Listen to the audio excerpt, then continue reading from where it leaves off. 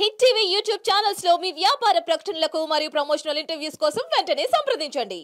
మిత్రులందరికీ కూడా ముందుగా నమస్కారాలు తెలియజేసుకుంటూ ఏదైతే ఈ యొక్క ఆంధ్రప్రదేశ్ రాష్ట్రానికి అత్యంత కీలకమైనటువంటి జలవనరులు ఏవైతే ఉన్నాయో అవి సక్రమంగా ప్రజలందరికీ కూడా అందాలనేటువంటి ఆలోచనతో ఈ శాఖ చేపట్టిన నాటి నుంచి కూడా నిర్విరామంగా పనిచేస్తూ ఏదైతే 5 సంవత్సరాల జగన్మోహన్ రెడ్డి పాలనలో 20 సంవత్సరాలు వెనక్కి ఏదైతే ఈ జలవనరుల శాఖ పోయిందో దాన్ని మళ్ళీ మెయిన్ స్ట్రీమ్లో తీసుకురావాలనేటువంటి ఆలోచనలో ఈరోజు ఏదైతే మన రాష్ట్ర సిఈ జలవనరుల శాఖ సిఈ ఎస్సీలతోటి ఈవేళ ఒక సమీక్షా సమావేశం ఏదైతే మన సెక్రటరీ గారు అదేవిధంగా ఎవరైతే మన సలహాదారులు ఈఎన్సీ అందరి సమక్షంలో రివ్యూ పెట్టుకోవడం జరిగింది.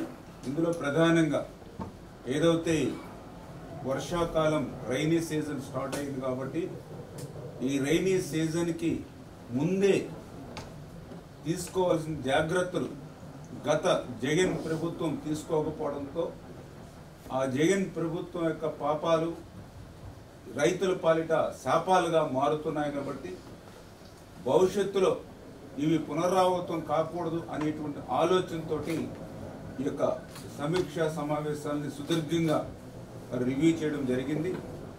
అందులో పర్టికులర్గా ఏదైతే డ్యామ్ ఆపరేషన్స్ అనేవి చాలా చాలా ముఖ్యం ఈ రైనీ సీజన్లో, ఫ్లడ్ సీజన్ కాబట్టి దాన్ని సరైనటువంటి మెయింటెనెన్స్ లేకపోవడంతో ఎంత ఇన్ఫ్లో ఎంత అవుట్ఫ్లో అనేటువంటి క్యాలిక్యులేషన్స్ లేకపోవడంతో అధికారులు సమర్థవంతంగా ప్రభుత్వం మరి పని చేసుకోలేకపోవడంతో గతంలో మనం చూసాం.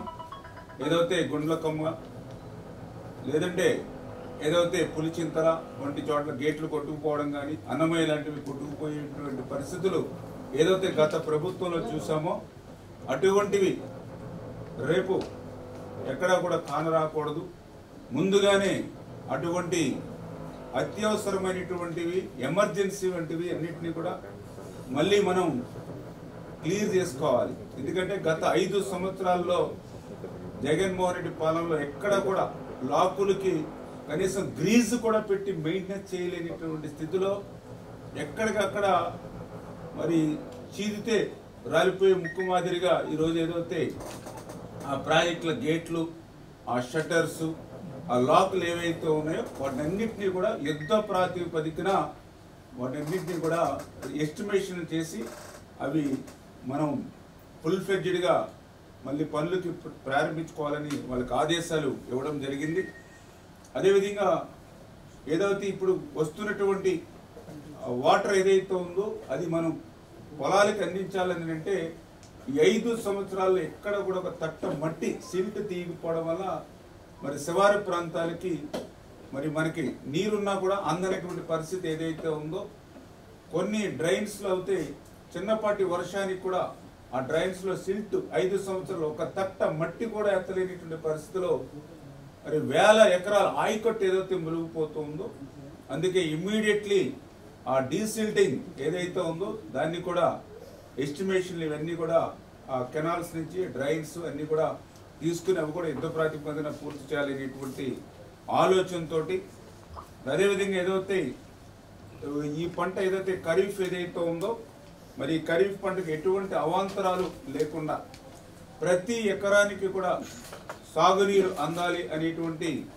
ముఖ్యమంత్రి గారి ఆలోచనల ప్రకారం ఏ కెనాలు, ఏ ఆయకట్టుకి, ఏ ప్రాజెక్ట్ నుంచి ఖరీఫ్కి ఏ రోజుల్లో మనం సాగునీరు అందివ్వగలుగుతామనేది కూడా ఒక యాక్షన్ ప్లాన్ మనం ప్రిపేర్ చేసుకుని అది అగ్రికల్చర్ డిపార్ట్మెంట్తో వ్యవసాయ శాఖతో అనుసంధానం చేసుకుని ఆ యొక్క రైతులకి ఎటువంటి చిన్న ఇబ్బంది కూడా మన పాలనలో జరగకూడదనేది కూడా చాలా క్లియర్గా ఈరోజు రివ్యూ సమావేశంలో కూడా ఇన్స్ట్రక్షన్స్ ఇవ్వడం జరిగిందని చెప్పేసి కూడా మరి సందర్భంగా ప్రత్యేకించి తెలియజేసుకుంటూ ఏదైతే ఈ యొక్క జగన్మోహన్ రెడ్డి పాపాలు ఇంకా ఈరోజు కూడా మమ్మల్ని వెంటాడుతూ ఉన్నాయి. ఈరోజు కూడా మేము చూస్తూ ఉన్నాం. ఏదైతే మరి మార్నింగ్ కూడా మనం కూడా చూసాం ఏదైతే పట్టిసీమకు సంబంధించి మరి గత 4 సంవత్సరాల నుంచి ఎక్కడ కూడా మెయింటెనెన్స్ లేకపోవడంతో మనం మోటార్లు ఆన్ చేసినా కూడా మరి ఆ బోట్లు తుప్పు పట్టేసి లేకపోతే వాటికి గ్రీజ్ కూడా పెట్టలేని స్థితిలో అవన్నీ కూడా ఇప్పుడు మనం వాడుతున్నప్పుడు ఒక్కొక్కటి బయటకు వస్తూ ఉన్నాయి. ఇట్లా ఏవైతే అవాంతరాలు వస్తూ ఉన్నాయో వాటన్నింటినీ కూడా సరిచూసుకోవాల్సింది బాధ్యత కూడా మన మీదే ఉంది. కాబట్టి అది కూడా ఎప్పుడు కూడా అధికారులు కూడా ఎక్కడెక్కడ అలర్ట్గా ఉండమని చెప్తూ ఉన్నాం. ఎందుకంటే చూస్తూ ఉన్నాం ఏదైతే ఇప్పుడు కృష్ణాకు సంబంధించి డెల్టాకు సంబంధించి త్రాగునీరు సమస్య ఉందని చెప్పి ఈవేళ కృష్ణా డెల్టాకు సంబంధించిన శాసనసభ్యులు కూడా పెద్ద ఎత్తున మాకు కూడా వాళ్ళు మరి ఫిర్యాదు చేస్తున్నటువంటి పరిస్థితి. అదేవిధంగా మరి నాగార్జున సాగర్ సంబంధించినటువంటి మరి అక్కడ సంబంధించినటువంటి త్రాగునీరు కూడా ఇబ్బందికరమైన పరిస్థితులు ఉన్నాయని చెప్తూ ఉన్నారు. వీటన్నిటిని కూడా ఎట్లా అధిగమించాలని, ఎందుకంటే ఒక జగన్మోహన్ రెడ్డి పాలనలో ఒక ప్లానింగ్ కానీ ఒక సిస్టమ్ కానీ అన్నీ కూడా కొరవడినటువంటి పరిస్థితులు. ఎందుకంటే ఈవేళ కృష్ణా డెల్టాకి కనీసం తాగడానికి నీరు లేక వాళ్ళ దాహార్తిని తీర్చేటువంటి పరిస్థితి లేదు అని అంటే దానికి జగన్మోహన్ రెడ్డి బాధ్యత వహించవలసిన అవసరం ఉంది. ఎందుకంటే కృష్ణా డెల్టాకి నీరు రావాలని అంటే ఖచ్చితంగా అది ఆగస్టు ఫస్ట్ వీక్ కానీ సెకండ్ వీక్ కానీ వచ్చేటువంటి పరిస్థితులు ఉండట్లా గత 10 సంవత్సరాల నుంచి కూడా. ఎందుకంటే ఏదైతే కృష్ణా నది ఏదైతే ఇక్కడ ఆలమెట్టి నుండి జోరాల నుండి శ్రీశైలం నుండి నాగార్జున సాగర్ నుండి కింద కృష్ణా డెల్టాకు వచ్చేటప్పుడు ఖచ్చితంగా అది August first week or second వీక్లో వస్తూ ఉంది. మరి అప్పుడు ఏదైతే మరి ఏప్రిల్లో వాళ్ళకి ఒకసారి మనం డ్రింకింగ్ వాటర్ ఇస్తూ ఉన్నాం. మళ్ళీ ఆగస్టు నెల వరకు వాళ్ళు వేచి ఉండాలంటే సాధ్యమయ్యేటువంటి పరిస్థితి కాదు. అక్కడ ట్యాంకులకి అంతా శక్తి కూడా లేదు. అందుకే ఏదైతే పులిచింతల్లో ఎవ్రీ ఇయర్ 30 to 40 TMCల నీరు మరి అక్కడ నిలువ ఉంచుకుని దాన్ని జూన్ నెలలో మనం డ్రింకింగ్ వాటర్ పర్పస్, అదేవిధంగా ఖరీఫ్కి సంబంధించినటువంటి ఏదైతే ఆకుమల్ని కొద్దిగా ఎర్లీగా వేసుకోవడానికి ఉపయోగిస్తూ ఉండేవాళ్ళం. కానీ ఈరోజు ఆ పులిచింతల్లో చూస్తే 1/2 TMC నీరు కూడా అక్కడ లేదు. అంటే గత జగన్మోహన్ రెడ్డి పాలనలో మరి ఆ రోజు అస్తవ్యస్తంగా సాగునీటి వ్యవస్థను చేసి ఆ పులిచింతల నీటిని కూడా ఒడిసి పట్టలేనటువంటి పరిస్థితుల్లో ఈరోజు అక్కడ 1/2 TMC నీరు కూడా లేక ఇవాళ కృష్ణా డెల్టాకు దాహార్తిని తీర్చలేనటువంటి స్థితి వచ్చింది. అదృష్టవశాత్తు ఆ రోజు చంద్రబాబు నాయుడు గారు ముందు చూపుతో పట్టిసీమ నిర్మాణం చేశారు కాబట్టి ఈరోజు పట్టిసీమని మనం ఓపెన్ చేసుకున్నాం. కాబట్టి ఇంకొక 3-4 డేస్లో ఆ పట్టిసీమ నీళ్లు మరి ఏదైతే కృష్ణా డెల్టాకు కొంతమేర దాహార్తిని తీర్చగలిగేటువంటి పరిస్థితి ఉంది. లేని పక్షంలో నిజంగా కృష్ణా డెల్టాకు సంబంధించినటువంటి 30-40 లక్షల మంది ప్రజలు త్రాగునీరు కొరతకు వలసలు వెళ్ళిపోయేటువంటి పరిస్థితి జగన్ పాలన వల్ల వచ్చేటువంటి స్థితి ఉండేది.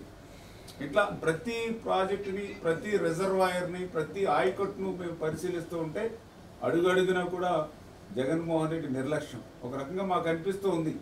ఏదైతే ఆ రోజు 2014లో రాష్ట్ర విభజన వల్ల జరిగినటువంటి నష్టం కంటే ఈ జగన్మోహన్ రెడ్డి పాలన వల్లే ఈ యొక్క ఆంధ్రప్రదేశ్ రాష్ట్రంకి, అందులో ప్రత్యేకించి జలవనరుల శాఖ కూడా ఎక్కువ నష్టం జరిగినటువంటి పరిస్థితి కనిపిస్తూ ఉంది. ప్రతి ప్రాజెక్టు కూడా మళ్ళీ 20 సంవత్సరాలు వెనక్కి నెట్టేశారు. ఇతను పోలవరం అనే కాదు, పోలవరంతో పాటుగా ఏదైతే ఇతర మేజర్ మైనర్ ఇరిగేషన్ ప్రాజెక్ట్స్ ఏవైతే ఉన్నాయో అన్నీ కూడా 20 సంవత్సరాలు వెనక్కి వెళ్ళిపోయినటువంటి పరిస్థితి ఉంది.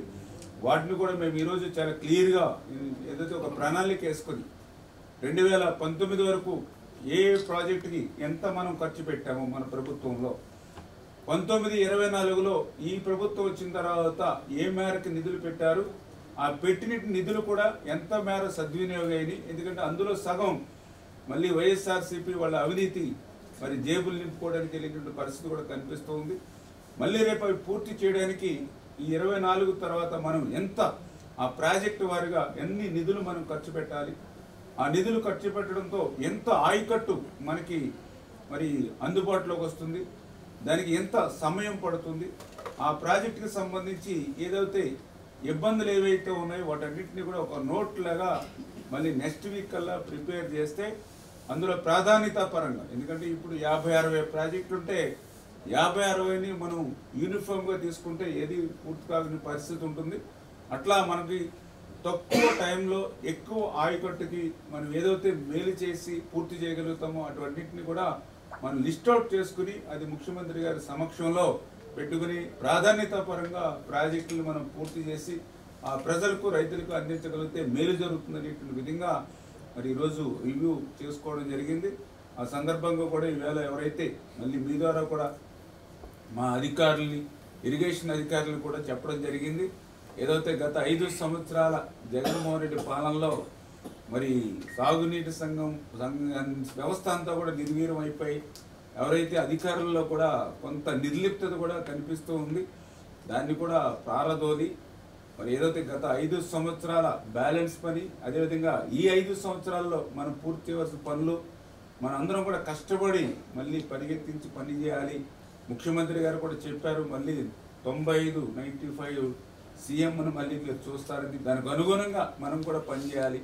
ఎందుకంటే గతంలో కూడా మేము కూడా చూస్తాం, ఆ రోజు వంతుల వారి విధానం వస్తే మంత్రులు అధికారులు అందరూ కూడా ఏటుగట్ల మీద కాలువల గట్ల మీద మేము తిరిగి పనిచేసినటువంటి పరిస్థితి ఉంది. మళ్ళీ అటువంటి పరిస్థితి ఈరోజు మనందరం కూడా కలిసి పనిచేయాలి. అందుకు ఉద్యోగస్తులు ఎవరైతే ఉన్నారో మరి వాళ్ళ మీద కూడా మాకు నమ్మకం ఉంది. ఎందుకంటే వాళ్ళు కూడా ఏదైతే ఈ ప్రజాప్రభుత్వం రావడంలో వాళ్ళ తోడ్పాటు కూడా ఉంది. ఎందుకంటే మొన్న పబ్లిక్ నుంచి ఏదైతే మా ఎన్డీఏ కూటమికి 57% ఓటింగ్ వస్తే మరి ఏదైతే పోస్టల్ బ్యాలెట్లో 70% ఓటింగ్ రావడం అంటే ఈవేళ ఈ రాష్ట్రంలో ఒక ప్రజాప్రభుత్వం రావాలి, ఈ రాష్ట్రాన్ని రక్షించుకోవాలి, ఈ రాష్ట్ర భవిష్యత్తును కాపాడుకోవాలి, భావితరాల వరకు భవిష్యత్తు. హిట్ టీవీ యాప్ ని డౌన్లోడ్ చేసుకోండి. ఇందులో short news, live news, entertainment movies అన్ని అవైలబుల్ గా ఉన్నాయి. Please download hit TV app. Hit TV app ని ఫ్రీగా డౌన్లోడ్ చేసుకోండి.